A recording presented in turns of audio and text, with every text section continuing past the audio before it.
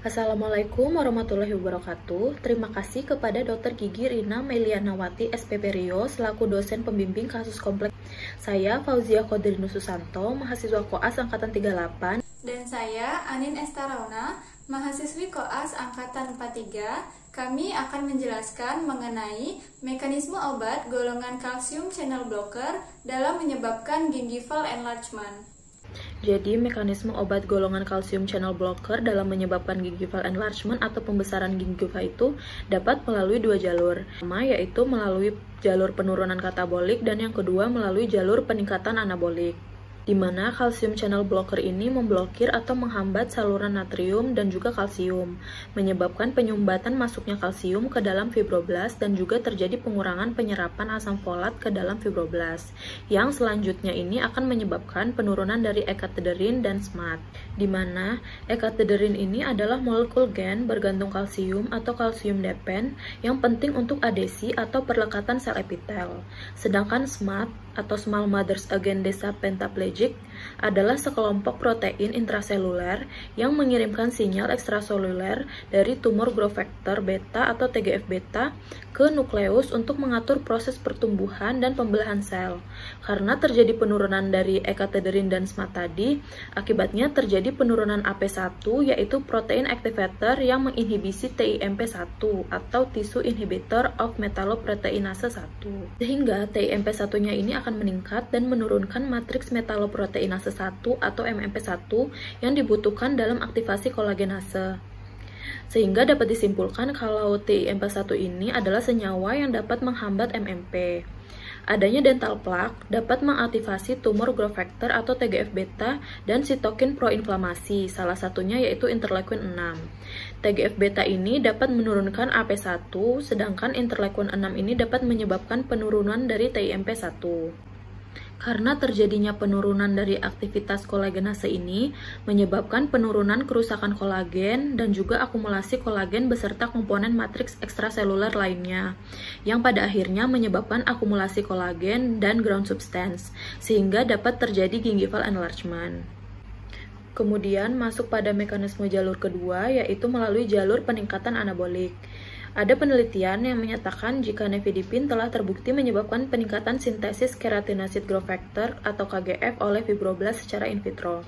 Mekanismenya yaitu kalsium channel blocker ini akan memblokir atau menghambat saluran natrium dan kalsium sehingga menyebabkan peningkatan sintesis KGF atau keratinosit growth factor. Kemudian terjadi peningkatan sintesis onkoprotein limfoma 2 sel B atau BCL2 yang kemudian akan menghambat apoptosis sel epitel. Di sini terlihat jika garis panahnya itu putus-putus sebagai tanda jika sebenarnya mekanisme ini itu belum didokumentasikan dengan lengkap. Namun mekanisme ini mungkin terjadi. Baru setelah apoptosis sel epitel terhambat, terjadilah epithelial overgrowth, yaitu pertumbuhan berlebih dari jaringan epitel.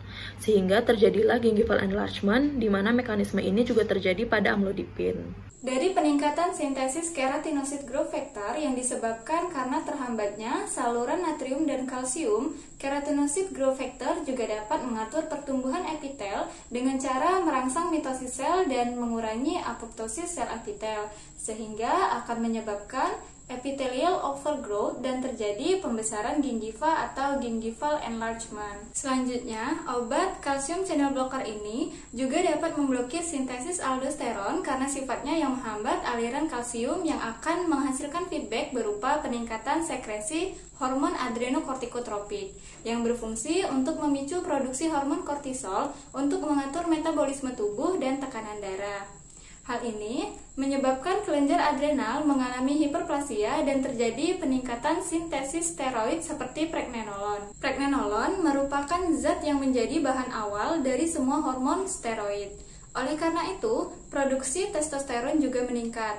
Testosteron merupakan steroid anabolik yang dapat menyebabkan proliferasi dari sel fibroblast, yaitu kolagen dan glukosaminoglikan, melalui peningkatan reseptor untuk 5-DHT atau 5-alpha-dihidrotestosteron yang terdapat pada gingiva, sehingga menyebabkan akumulasi kolagen dan growth substance yang bermanifestasi sebagai gingival enlargement. Serta melalui jalur peningkatan anabolik, bakteri plak pada gingival crevicular fluid menyebabkan peningkatan sintesis sitokin proinflamasi seperti interleukin 1, interleukin 2, interleukin 6, dan sitokin antiinflamasi dan mitogen seperti transforming growth factor beta 1, platelet derived growth factor, dan insulin-like growth factor. Interleukin 1 dapat menyebabkan peningkatan produksi 5-DHT dari testosteron pada gingiva dan ligamen periodontal sehingga terjadi peningkatan sintesis fibroblast yaitu kolagen dan glycosaminoglikan yang menyebabkan gingival enlargement. Dan juga untuk interleukin 2, interleukin 6, TGF-B1, CTGF, dan PDGF mengatur proliferasi fibroblast dan sintesis kolagen, serta mengurangi apoptosis sel epitel sehingga terjadi akumulasi kolagen dan ground substance yang menyebabkan gingival enlargement. Sekian penjelasan dari kami, semoga bermanfaat. Wassalamualaikum warahmatullahi wabarakatuh.